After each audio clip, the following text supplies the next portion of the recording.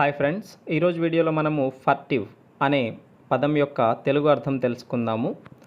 ఫర్టివ్ అనే పదానికి తెలుగు అర్థం వచ్చేసి దొంగచాటుగా లేదా రహస్యంగా అని అర్థం వస్తుంది. దీనికి మనము ఒక వాక్యాన్ని ఉదాహరణగా తీసుకుంటే చాలా సులభంగా అర్థమవుతుంది. సో వాక్యంలోకి వెళ్దాము.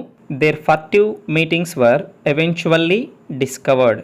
Their furtive meetings were eventually discovered అంటే వారి యొక్క రహస్య సమావేశాలు. ఫర్టివ్ మీటింగ్స్ అంటే రహస్య సమావేశాలు.